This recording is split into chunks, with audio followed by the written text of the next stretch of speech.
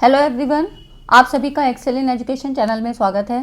Friends, आज की ये वीडियो आप सबके लिए इम्पॉर्टेंट होगी और इंटरेस्टिंग होगी क्योंकि जो यहाँ पर कॉन्सेप्ट लिए गए हैं ना वो बिल्कुल न्यू कॉन्सेप्ट हैं और जैसे कि आप अब एनटीए के द्वारा क्वेश्चन बनाए जाते हैं वो बिल्कुल न्यू कॉन्सेप्ट पे होते हैं। ठीक है, तो उसमें टीचिंग और आईसीटी से संबंधित करके पूछे जा रहे हैं या कम्युनिकेशन के साथ आईसीटी का संबंध क्या है, इस तरह से क्वेश्चन बन रहे हैं। तो अब की बार जो जून 2023 का पेपर था उसमें भी ऐसे ही क्वेश्चन आए थे। तो उन्हीं में से कुछ न्यू कॉन्सेप्ट को जो कि क्वेश्चन पूछे गए थे और लगभग हर शिफ्ट में जो है आईसीटी का जो है कनेक्शन यहाँ पर टीचिंग एप्टीट्यूड के साथ दिखाया गया है। तो ऐसे ही क्वेश्चन बने हैं और आपको इन सारे न्यू कॉन्सेप्ट को जानना चाहिए। ठीक है, क्योंकि क्वेश्चन अब ऐसे ही बन रहे हैं, न्यू ट्रेंड पे बन रहे हैं, तो आपको चीज़ों को समझना चाहिए और आपको पता होना चाहिए। ठीक है, तो आज की वीडियो इंपॉर्टेंट होने वाली है, पूरा देखिएगा। कुछ क्वेश्चन है और कुछ नए कॉन्सेप्ट हैं जो इस बार पूछे गए हैं, बिल्कुल न्यू कॉन्सेप्ट है, ये आपको ऐसे कहीं नहीं मिलेंगे। ठीक है, तो वीडियो पूरी देखिएगा और वीडियो सेशन अच्छा लगे तो लाइक एंड शेयर जरूर करिएगा। साथ ही टेलीग्राम चैनल को भी ज्वाइन कर लें और चैनल को भी सब्सक्राइब कर लें, यूट्यूब चैनल को एक्सेल इन एजुकेशन। ठीक है, चलिए स्टार्ट करते हैं और यहाँ पर देखते हैं। ये देखिए, ये क्वेश्चन आया था, श्री किम इस संदर्भ में अपने छात्रों के लिए एक लाइव पोलिंग और फीडबैक टूल बनाना चाहते हैं, तो इसमें कौन सा सबसे सूटेबल होगा, ऐसा क्वेश्चन है। अब देखिए, लाइव पोलिंग क्या होती है, फीडबैक टूल क्या होता है, ऑनलाइन पोलिंग क्या होती है ना, जिसको लाइव पोलिंग कह रहे हैं। तो ऑनलाइन पोल क्या है, एक सर्वे होता है जिसमें जो पार्टिसिपेंट्स, जो यूज़र है, मतलब जो भी पार्टिसिपेट कर रहा है, वो स्टूडेंट हो सकता है, जो भी हो सकता है, तो इंटरनेट के माध्यम से यहाँ पे कनेक्ट होते हैं और रिस्पॉन्स करते हैं। और किस लिए, तो यहाँ पर एक्टिविटीज़ कौन सी होती हैं, तो इसमें क्विजेस हो सकते हैं, क्वेश्चन आयर हो सकते हैं। ठीक है, इस तरह की चीज़ें यहाँ पर एक्टिविटीज़ कराई जाती हैं। तो यही होता है लाइव पोलिंग, है ना। तो आप किसी भी चीज़ के लिए यहाँ पर पोल करवा सकते हैं, तो ये होता है आपका इंटरनेट के थ्रू। ठीक है, अब इसमें कह रहा है कि कौन सा जो है टूल जो है यहाँ पर सबसे ज़्यादा सूटेबल रहेगा, है ना। तो इसमें देखिए, यह आपके मेंटीमीटर है। मेंटीमीटर क्या होता है, तो यहाँ पर जो है ये मेंटीमीटर, ये ऑडियंस एंगेजमेंट प्लेटफॉर्म है जो कि अलाउ करता है, मतलब इनपुट को आसानी से एकत्र करने और रियल टाइम में स्पष्ट और खूबसूरती से देखने की अनुमति देता है। मतलब ये जो टूल है ना, ये यूज़र्स की जो है जो यहाँ यूज़र्स है, मतलब जो भी स्टूडेंट्स हैं, वो यहाँ पर multiple choice, open ended question, quiz और जो स्केल, इन सबको शामिल करने की परमिशन देता है। तो मतलब जो लर्नर्स हैं, जो स्टूडेंट हैं, वो यहाँ पर इस मीडिया के द्वारा, मतलब इस टूल के द्वारा यहाँ पर अपने आंसर्स को दे सकते हैं। ठीक है, तो इस तरह से ये भी क्या है, ये मेंटीमीटर है, लाइव पोलिंग के लिए यूज़ होगा। और साथ ही साथ आपका पोल है ना, इसमें एक ऑप्शन दिख रहा है पोल एवरीवेयर, तो इससे आपको समझ में आ रहा है, क्योंकि इसमें से अगर आपको कोई ऑप्शन भी नहीं आता है तो आप वहाँ पे क्या लगाते। तो आप देखिए यहाँ पर पोल एवरीवेयर है ना, ये और मेंटीमीटर है ही, तो ये दो ऑप्शन यहाँ पर सही हैं। ठीक है, अब देखिए, अब इसमें कह रहा है कि जो है पोल एवरीवेयर क्या है, तो पोल एवरीवेयर क्या है, ये एक पोलिंग सॉफ्टवेयर है जिसे क्लासरूम में यूज़ किया जा सकता है। ठीक है, आसानी से आप पोल सेट कर सकते हैं और इसको अपने डेस्कटॉप कंप्यूटर या स्मार्टफोन से डिप्लॉय कर सकते हैं। तो पार्टिसिपेंट्स जो है आंसर्स के लिए अपने डेस्कटॉप या स्मार्टफोन का प्रयोग कर सकते हैं और फिर आंसर कर सकते हैं, या ट्विटर पे भी ट्वीट करके अपना आंसर दे सकते हैं। ठीक, तो ये हो गया आपका मेंटीमीटर और पोल एवरीवेयर। इसमें जो है आंसर का कॉन्फ़िगरेशन नहीं दिया है तो आपको, लेकिन ये पता होना चाहिए। ठीक है, तो यहाँ पर देखिए, मेंटीमीटर और पोल एवरीवेयर, ये जो है दोनों ऑप्शन आपके सही हैं। ठीक, उसके बाद देखिए, ये तो हो गया आपका। अब उसके बाद ये देखिए, यहाँ पर स्क्रीन कास्ट ओमैटिक, ये क्या है, स्क्रीन कास्ट मतलब इससे समझ में आ रहा है कि स्क्रीन के लिए है कुछ, है ना। तो ये क्या है, is a piece of software, ये एक ऐसा पीस है सॉफ्टवेयर का कि इसको डिज़ाइन किया गया है स्क्रीन रिकॉर्डिंग के लिए। ठीक है, इजी स्क्रीन रिकॉर्डिंग को बनाने के लिए यहाँ पर इसको जो है बनाया गया है, स्क्रीन कास्ट है ना, यहाँ पर इसके लिए है।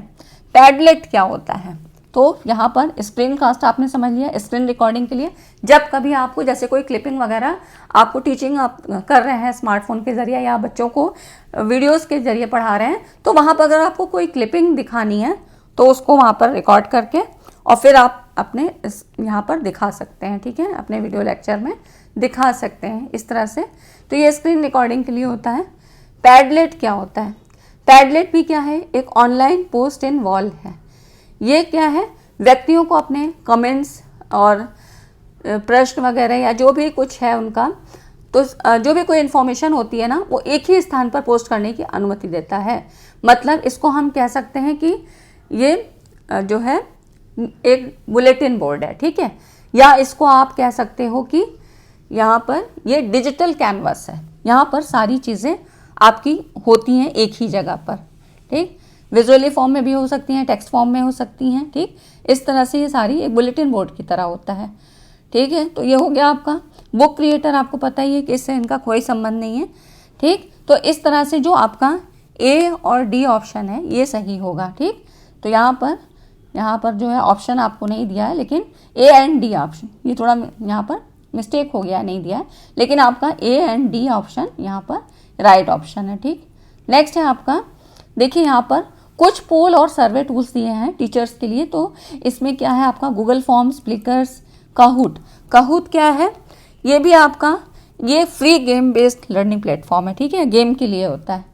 तो फॉर्मेटिव आपको पता ही है, पोल एवरीवेयर बता दिया, मेंटीमीटर। तो ये सारे कुछ जो हैं आपके टूल्स हैं जिनके बारे में हम लोग थोड़ा और अच्छे से जब पढ़ेंगे। ये तो मैंने आपको क्वेश्चन पैटर्न के बारे में बताया कि किस तरह से जो है आपका यहाँ पूछा जाता है ना, तो ठीक है। उसके बाद यहाँ पर देखिए नेक्स्ट है आपका, निम्नलिखित में से कौन सी माइंड मैपिंग की विशेषताएं हैं? अब माइंड मैपिंग और कॉन्सेप्ट मैपिंग, ये दो कॉन्सेप्ट आपके यहाँ पूछे जाते हैं, अक्सर सवाल यहाँ से आता है, इस बार भी आया था। तो इसमें देखिए माइंड मैपिंग क्या है, इसमें देखिए ऑप्शन आपके दिए हैं। एक केंद्रीय विषय के आसपास, मतलब जो है a build around a central topic, है ना। उसके बाद कह रहा है, तो ये ऑप्शन दिए हुए हैं, तो यहाँ पर ये समझ लेते हैं कि जो है माइंड मैपिंग, इसमें माइंड मैपिंग देखिए शिक्षण की एक विधि के रूप में 1960 में टोनी बुजान द्वारा यहाँ पे विकसित किया गया था। माइंड मैपिंग क्या है? किसी कार्य विशेष, मतलब एक टास्क, है ना, और या आपका कह सकते हैं सेंट्रल कॉन्सेप्ट और आइडिया या विचार विषय से संबंधित मुख्य जो पॉइंट्स होते हैं, तर्कों को एक रेखा चित्र द्वारा, ठीक, एक जो है लाइन डायग्राम के द्वारा दिखाया जाता है, ठीक। इसमें शिक्षार्थी के मन में क्या होता है? एक सिंप्लीफाइड इमेज बन जाती है, ठीक है ना। तो ये हो जाता है आपका, जैसे कि आपको यहाँ पर ऐसे पढ़ना है कंप्यूटर के बारे में, तो अब आप इसको यहाँ पे हार्डवेयर सॉफ्टवेयर ऐसे कर लीजिए। यहाँ पर आपने हार्डवेयर और इधर आपने सॉफ्टवेयर ऐसे डाला, ठीक। अब उसके बारे में आप देख सकते हैं। तो बस ये हो गया आपका सिंपल, ठीक है, लाइन डायग्राम के द्वारा ये माइंड मैपिंग हो जाता है ना। माइंड मैपिंग से क्या होता है? ये एक विचार मंथन तकनीक है। इससे फ़ायदा क्या होगा, है ना। तो ये क्या हो जाता है? सेंट्रल थीम या टॉपिक के आसपास यहाँ पर जानकारी व्यवस्थित होती है। एक कोई सेंट्रल थीम होगी, मतलब जैसे कि यहाँ पर आपका है एक कंप्यूटर के बारे में ही है, तो आपको पता होना चाहिए कि इसमें सेंट्रल मतलब हार्डवेयर पार्ट क्या है, सॉफ्टवेयर क्या है, ये चीज़ें हम पढ़ रहे हैं, ठीक। तो इस तरह से एक ही थीम के बारे में बात हो रही है। क्रिएटिविटी प्रदान की जाती है, स्टडी स्किल्स में सुधार होता है, और मतलब ईजी हो जाता है, चीज़ों को रिटेन करना आसान हो जाता है, टॉपिक को समझना ईजी हो जाता है, ठीक है। अब रिलेटेड टर्म्स के कारण टॉपिक को लंबे समय तक रिटेन किया जा सकता है ना। अब जब आप इस तरह से लाइन डायग्राम बना के पढ़ेंगे तो आपको 4 से 8 लाइनें नहीं लिखनी पड़ेंगे। आपने यहाँ डाला हार्डवेयर में क्या क्या चीज़ें हैं, है ना, उसके बाद सॉफ्टवेयर में डाला कि कौन कौन से ऑपरेटिंग सिस्टम आ रहा है, कोई सॉफ्टवेयर आ रहा है, इस तरह से चीज़ें आपकी इसमें आ गया, है ना। तो ये हो जाती हैं आपकी कि ईजी हो जाता है चीज़ों को याद करना, समझना। इसी तरह से कोई भी चीज़ हो सकती है, ठीक है। और कॉन्सेप्ट मैपिंग में क्या होता है कि जो यहाँ पर डायग्राम होता है विभिन्न विचारों के बीच संबंधों को दर्शाता है, ठीक है। तो यहाँ पर एक के बारे में बात होती है, एक सिंपल थिंकिंग के बारे में बात होती है वहाँ पर। अब देखिए इसके स्टेप क्या हो सकते हैं, ईजी स्टेप क्या हो सकते हैं टू मेक माइंड मैपिंग के लिए। पहले तो एक मेन टॉपिक को एंटर करिए एक मेन टॉपिक में, है ना, एक मेन टॉपिक सेलेक्ट करिए है। उसके बाद ब्रेन स्टॉर्मिंग टॉपिक्स, उसके जो संबंधित टॉपिक्स हैं, ठीक। फिर क्रिएट सब टॉपिक्स, अब इसके भी संबंधित, यहाँ पे आपने एक कंप्यूटर को छांटा, फिर उसके बाद उसके हार्डवेयर सॉफ्टवेयर, अब हार्डवेयर में भी क्या क्या चीज़ें आएंगी वो आपने लिख ली, और सॉफ्टवेयर में क्या क्या चीज़ें आएंगी वो आपने लिख ली, ठीक। उसके बाद रीअरेंज द टॉपिक्स, फिर ऐड इमेज एंड फॉर्मेटिंग। अब इसी को और सिंप्लीफाई करने के लिए क्या है, कुछ इमेज डाल सकते हैं, उसको कुछ भी लिखने की टेक्स्ट फॉर्म में ज़रूरत नहीं है, आपने वहाँ पे क्या कर लिया, इमेज डाल दी। ठीक। अब यहाँ पे नोट्स एंड रिसर्च, तो ये तो इसके स्टेप्स में आता है, ठीक है, ये इजी स्टेप्स होते हैं इसको बनाने के लिए। अब आगे देख लीजिए, कुछ जो है इसके टूल्स और होते हैं, वो क्या क्या हैं, इनके नाम थोड़े पता होने चाहिए। तो माइंड मैपिंग के लिए माइंड मास्टर है, एक्स माइंड है, मेड मिस्टर है ना, माइंड मिस्टर और माइंड मैनेजर मिसे है ना, ये इसके क्या हैं, टूल्स हैं, ठीक। अब उसके बाद difference between concept mapping and mind mapping. Concept mapping में मैंने आपको बताया कि एक डायग्राम होता है जो यहाँ पे विभिन्न विचारों के बीच, डिफरेंट कॉन्सेप्ट्स होते हैं, डिफरेंट आइडियाज़ होते हैं, उनके बीच यहाँ पर रिलेशन बनाया जाता है ना। तो माइंड मैपिंग में क्या था, एक सेंट्रल थीम के बारे में बात होती है। तो इससे क्या होगा, माइंड मैपिंग से होगा क्या, माइंड मैपिंग क्या होती है, प्रोडक्टिविटी और क्रिएटिविटी, मेमोरी को बढ़ावा देने के लिए बनाई जाती है, ठीक है। कॉन्सेप्ट मैपिंग में क्या होता है, जो कॉन्सेप्ट मैपिंग है कई विचारों या अवधारणाओं को जोड़ती है, जबकि माइंड मैपिंग क्या है, एक विचार पर ध्यान केंद्रित करती है, ठीक। ये इसका पहला डिफरेंस है। और जैसा कि कॉन्सेप्ट मैपिंग में क्या है, कई ब्रांचेस होंगी, मतलब ट्री स्ट्रक्चर में होगा, मेनी ब्रांचेस होंगी या क्लस्टर्स होगा, जबकि माइंड मैपिंग में क्या है, रेडियल कॉन्फ़िगरेशन, ठीक। तो ये सारी चीज़ें होती हैं। तो आप यहाँ पर इसके जो है डिफरेंस को समझ सकते हैं। A mind map is a diagram that presents data and information visually, है ना। जैसे कि अब आपने कंप्यूटर पढ़ा, तो अब इसमें हमने हार्डवेयर सॉफ्टवेयर है, तो माइंड मैपिंग में हम पढ़ रहे थे, लेकिन अगर ये कॉन्सेप्ट मैपिंग में पढ़ना होगा तो हम हार्डवेयर सॉफ्टवेयर, फिर क्या है, अब उसमें मेमोरी भी पढ़ने लग गए, फिर आपका और आ जाता है कि इनपुट डिवाइस क्या है, आउटपुट डिवाइस क्या है, तो उसकी कई ब्रांचेस बनती चली गई है ना, उसमें और भी अंदर पढ़ने लगे, और भी अंदर चीज़ें, तो ये सारी चीज़ें, फिर प्रोग्रामिंग लैंग्वेज क्या होती है, ये सारी चीज़ें, तो क्या है, एक ट्री स्ट्रक्चर बनता चला जाता है। ये आपका कॉन्सेप्ट मैपिंग के अंतर्गत आ जाता है, ठीक। रेडियल स्ट्रक्चर समझ में आ गया आपको कि यहाँ पर माइंड मैपिंग में होगा, और यहाँ पे ट्री स्ट्रक्चर, ठीक, मेनी ब्रांचेस हुआ, स्ट्रक्चर्स हो गए। यहाँ पर वन कॉन्सेप्ट होता है माइंड मैपिंग में, और आपका कॉन्सेप्ट मैपिंग में मल्टीपल कॉन्सेप्ट्स होता है, ठीक है। तो अब वन कॉन्सेप्ट है तो क्रिएशन फास्ट होगा, बिल्कुल होगा, और उसमें क्या है, ब्रांचेस हैं, तो क्रिएशन रिक्वायर्स थिंकिंग स्किल्स, ठीक। यहाँ पर कॉन्सेप्ट मैपिंग में, यहाँ पर क्या हो जाता है, माइंड मैपिंग सिंगल कॉन्सेप्ट है तो फ्लेक्सिबिलिटी होगी, यहाँ पर more logical and maintain A hierarchical structure, ठीक है, हायरार्की होगी, मतलब कुछ जैसे होगा कि उच्च से निम्न क्रम, या निम्न से मतलब low order to high order, high order to low order, इस तरह से हायरार्की हो सकती है ना। यहाँ पर देखिए, do not contain connection words, ठीक, यहाँ पर contain connection words aligning with arrows, ठीक, easy to modify after creating or not easy to modify since they have notes, है ना। तो जब इस तरह से, जैसे कि एक यहाँ पर एक मेन कॉन्सेप्ट है, अब उससे फिर और बन गए, है ना, और कॉन्सेप्ट बन गए, तो यही चीज़ आपकी ये जो पॉइंट्स है ना, ये नोट्स कहलाते हैं, ठीक, यहाँ पर ये नोट्स होते हैं। तो ये सारी चीज़ें आपकी माइंड मैपिंग और कॉन्सेप्ट मैपिंग से संबंधित हो गई। आई होप इतनी चीज़ें समझ में आ गई होंगी, तो वीडियो को लाइक ज़रूर करें। अब देखिए, यहाँ पर है वर्चुअल फील्ड ट्रिप के बारे में कह रहा है, which of the following can be use for virtual field trips, ठीक। आप देखिए, वर्चुअल फील्ड ट्रिप्स क्या होती है, तो पहले तो इसी को पता होना चाहिए कि ये होता है क्या है। Virtual field trip world wide web के माध्यम से एक निर्देशित अन्वेषण है, एक्सप्लोरेशन है, गाइडेड एक्सप्लोरेशन है through the www that organise a collection of pre screen, ठीक है। तो यहाँ पर स्क्रीन किए गए विषयगत रूप से आधारित वेब पेजों के संग्रह को एक संरक्षित, एक स्ट्रक्चर फॉर्म में और एक ऑनलाइन शिक्षण जो है यहाँ पर लर्निंग जो है अनुभव में व्यवस्थित करता है। अब इस चीज़ पूरा का मतलब क्या हुआ, तो यहाँ पर देखिए, इसमें मतलब ये कह रहा है कि ये जो आपकी वर्चुअल फील्ड ट्रिप है, इसमें जैसे कि आप कहीं नहीं पहुँच पाते हो, मान लो आपको BHU की यूनिवर्सिटी समझनी है, देखनी है कि उसका इंफ्रास्ट्रक्चर कैसा है, क्या है, तो आप क्या करोगे, वेबसाइट के माध्यम से यहाँ पर उसका पूरा ऑनलाइन उसको देख सकते हो, ठीक है, ऑनलाइन पेज होगा उसका, वहाँ पे आप विजुलाइज कर सकते हो कि इसमें क्या चीज़ कहाँ पर है, किस तरह से है, पूरी डिटेल आपको वहाँ पे मिल जाएगी। तो यही होता है वर्चुअल फील्ड ट्रिप, जिसमें आपको जाने की ज़रूरत नहीं है, लेकिन आपको क्या है कि इंटरनेट के माध्यम से यहाँ पर आप देख सकते हैं, ऑनलाइन जो है लर्निंग यहाँ पर एक्सपीरियंस हो सकता है, ठीक है। तो यही हो जाती है वर्चुअल फील्ड ट्रिप, ठीक। तो अब इसमें देखिए कौन कौन सी वर्चुअल फील्ड ट्रिप्स हैं। The best web tools for taking student on virtual field trip, तो इसमें ये सारे हैं, Google Earth VR, flyover feature in Apple Maps, ठीक, गूगल एक्सपेक्टेशन, फिर Discovery Education virtual field trips, ये तो नाम से ही समझ में आ रहा है ना, Google Arts and Culture, air virtual field trips to popular museum, ये सारी हैं, ठीक है। तो अब आपको यहाँ पर दिखना है कौन सी यहाँ पर होगी। तो इसमें देखते हैं, ये है आपकी प्रेजी है, कहूट है, और आपका कहूट आपको पता है ना, फ्री गेम बेस्ड जो है लर्निंग प्लेटफॉर्म है। यहाँ पर ये है आपकी सेकेंड लाइफ और वर्बेला ना, ये है वर्बेला और सेकेंड लाइफ, ठीक है। फ्लिपग्रिड क्या है? फ्लिपग्रिड जो है आपकी यहाँ पर, इसमें यहाँ पर देखिए फ्लिपग्रिड क्या है, ये सभी उनके शिक्षार्थियों को अपनी आवाज़ ढूंढने, आवाज़ साझा करने और दूसरों की विविध आवाज़ों का सम्मान करने की अनुमति देती है। कौन? फ्लिपग्रिड, ठीक है। यहाँ पर मतलब ये हुआ कि ये जो फ्लिपग्रिड है ये आपको एक तरह से वीडियो रिस्पॉन्स प्लेटफॉर्म है, ठीक है। आवाज़ साझा करने मतलब कि यहाँ पर जो है रिकॉर्डेड में आपको रिकॉर्डेड जो है यहाँ पर दिया जाएगा। फ्लिपग्रिड के छात्र सामाजिक शिक्षण समुदायों का निर्माण और मजबूत करते हैं क्योंकि वे अपने साथियों के साथ अपने विचारों और अनुभवों पर चर्चा करते हैं।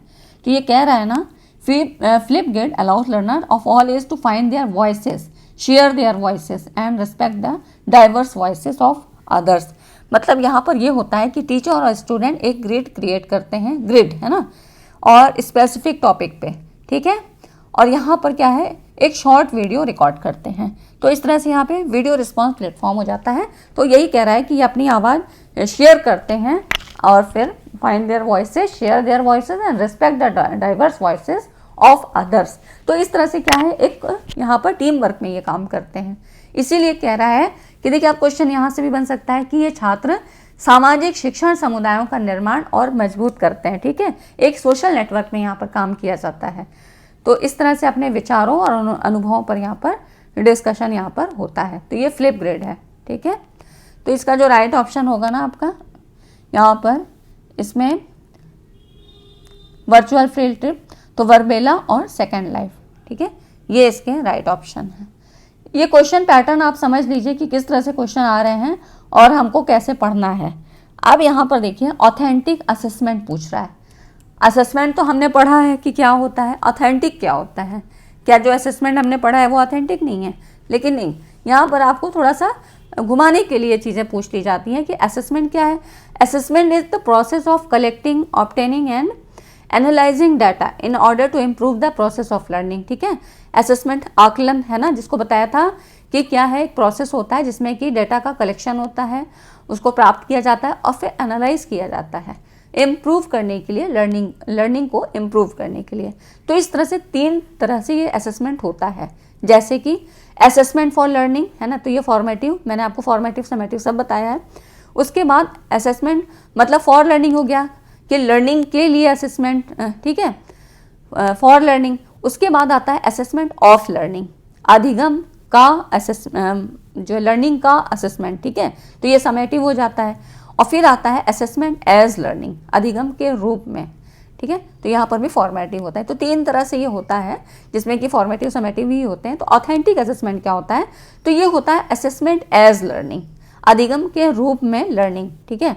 तो ये क्या है, गतिविधि या टास्क ओरिएंटेड होता है, मतलब ये टास्क का उपयोग है जो बच्चों को अपने स्वयं के अधिगम में सुधार के लिए आकलन का उपयोग करता है। तो इस तरह से ये क्या है, फॉर्मेटिव इवैल्यूएशन है। यहाँ पर क्या होता है कि स्टूडेंट खुद से अपना इवैल्यूएशन करता है, तो अपने हिसाब से तो उसको ठीक ही लगेगा, लेकिन ऑथेंटिक तभी है कि जब वो एक प्रॉपर वे में किया जाए।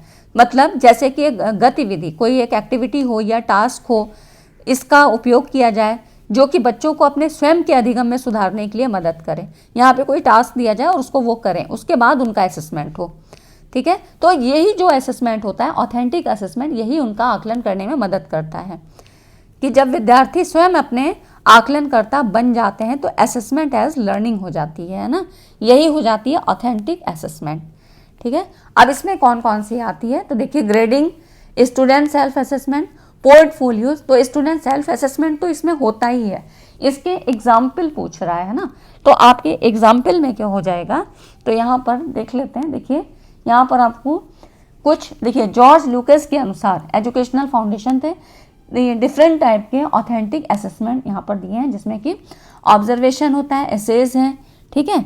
एसेज में भी आपको ऐसे दे दिया जाएगा, उसमें आपको अपनी जो है रचनात्मक शक्ति, मतलब यहाँ पे स्किल का यूज़ करके लिखना है। इंटरव्यूज़ यहाँ पर भी आपका हो सकता है। Performance task, exhibition and demonstration, portfolios, journals and teacher created test. अब ये सारे क्या हैं, ऑथेंटिक असेसमेंट टेस्ट होते हैं। इनके द्वारा यहाँ पे ऑथेंटिक टेस्ट किया जा सकता है।